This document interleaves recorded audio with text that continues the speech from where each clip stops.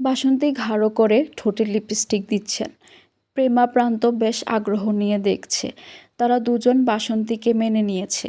বাসন্তীর কথাবার্তা চালচলন আলাদা, যা ছোট দুটো মনকে আনন্দ দেয়। আগ্রহ ভরে বাসন্তীর কথা শুনে তারা। লিপস্টিক লাগানো শেষ হলে বাসন্তী প্রেমাকে বলল, তুমি লাগাইবা? প্রেমা হেসে মাথা নাড়ায়। বাসন্তীর আরও কাছে ঘেঁষে বসে। বাসন্তী প্রেমার ঠোঁটে টকটকে লাল লিপস্টিক ঘাড়ো করে ঘষে দিল। এরপর প্রান্তকে বলল, তুমিও লাগাইবা আব্বা? জি, বলল প্রান্ত। প্রেমাকে লিপস্টিকে সুন্দর লাগছে, তাই তারও ইচ্ছে হচ্ছে। বাসন্তী প্রান্তর ঠোঁটে লিপস্টিক দেওয়ার জন্য উবু হন। পূর্ণা বেশ অনেকক্ষণ ধরে এসব নাটক দেখছে। এই মহিলাকে সে একটু সহ্য করতে পারে না। একে তো সৎ মা, বাপের আরেক বউ, তার উপর এই বয়সে এসে এত সাজগোজ করে। প্রান্তকে লিপস্টিক দিচ্ছে দেখে তার গা পিত্তি জ্বলে উঠল। ঘর থেকে দপদপ করে পা ফেলে ছুটে আসে। প্রান্তকে টেনে দাঁড় করিয়ে বলল, হিজড়া সাজার ইচ্ছে হচ্ছে কেন তোর? কতবার বলছি এই বজ্জাত মহিলার সাথে না ঘেঁষতে। বাসন্তী ভয় পান পূর্ণাকে। মেয়েটা খিটখিটে বদমেজাজি। হেমলতা বলেছেন সেদিনের দুর্ঘটনার পর থেকে পূর্ণা এমন হয়ে গেছে। হুটহাট রেগে যায়, কথা শোনে না। পদ্মজা যাওয়ার পর থেকে আরও বিগড়ে গেছে। এজন্য যথাসম্ভব পূর্ণাকে এড়িয়ে চলেন। তবুও এসে আক্রমণ করে বসে। গত 2 সপ্তাহে মেয়েটা অতিষ্ঠ করে তুলেছে জীবন। তিনি কাটা কাটা গলায় পূর্ণাকে বললেন, এই শিক্ষা পাইছো তুমি? গুরুজনদের সাথে এমনি কথা কও? আপনি চুপ থাকেন, খারাপ মহিলা, বুড়া হয়ে গেছে এখনো রং ডং করে। পূর্ণার কথা মাটিতে পড়ার আগে তীব্র থাপ্পড়ে সে মাটিতে উল্টে পড়ল। চোখের দৃষ্টি গরম করে ফিরে তাকায় সে, দেখার জন্য কে মেরেছে তাকে। দেখল হেমলতা। হেমলতা অগ্নি চোখে তাকিয়ে আছেন, যেন চোখের দৃষ্টি দিয়ে পূর্ণাকে পুড়িয়ে ফেলবেন। পূর্ণার চোখ শিথিল হয়ে আসে, সে চোখ সরিয়ে নেয়। হেমলতা বললেন, নিজেকে সংশোধন কর, এখনো সময় আছে। পূর্ণা নতজানু অবস্থায় বলল, আমি এই মহিলাকে সহ্য করতে পারি না আম্মা। করতে হবে, ওনার অধিকার আছে এই বাড়িতে। আমি খুন করব এই মহিলাকে। পূর্ণার রাগে শরীর কাঁপছে।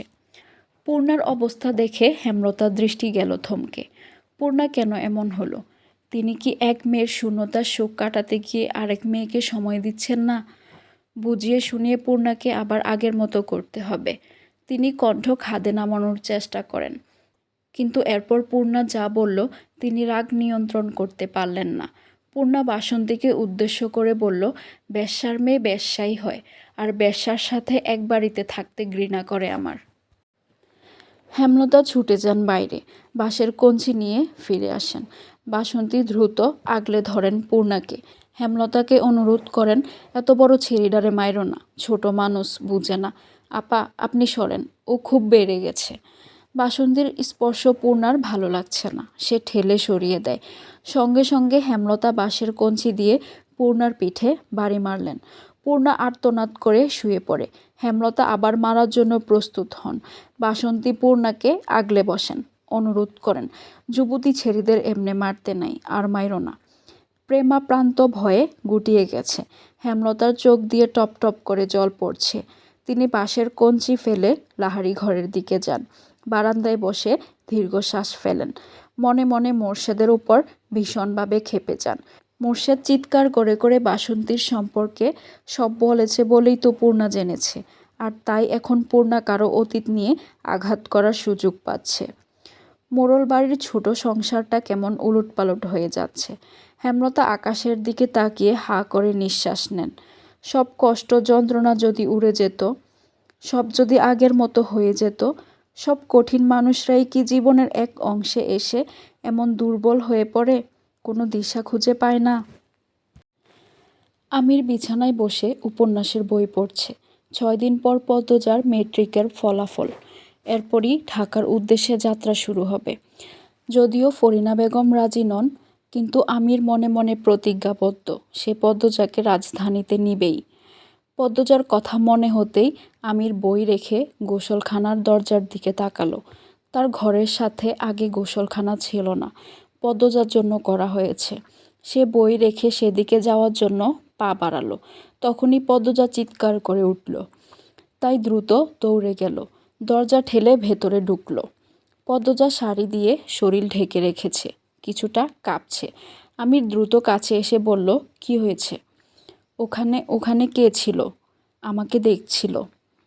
পদ্মজার ইঙ্গিত অনুসরণ করে আমির সেদিকে তাকালো। গোসলখানার ডান দেয়ালের একটা ইট সরানো, সকালে তো সরানো ছিল না। পদ্মজা কাঁদতে থাকলো।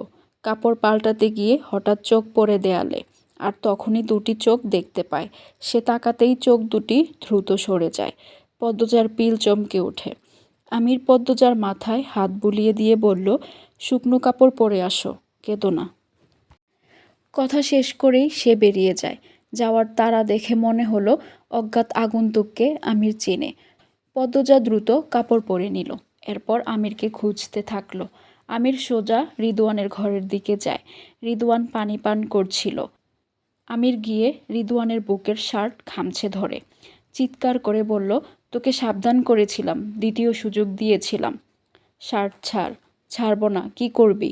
তুই আমার বউয়ের দিকে কুনজর দিবি আর আমি ছেড়ে দেব? প্রমাণ আছে তোর কাছে? কুত্তার বাচ্চা, প্রমাণ লাগবে? আমি জানি না। আমির মুখ সামলা, গালাগালি করবি না। করব। কি করবি তুই? আবার বলছি, শার্ট ছাড়। আমির ঘুষি মারে রিদওয়ানের নাকে। রিদওয়ান টাল সামলাতে না পেরে পালঙ্কের ওপর হুমড়ি খেয়ে পড়ে। চিৎকার চেঁচামেচি শুনে বাড়ির সবাই রিদওয়ানের ঘরে ছুটে আসে।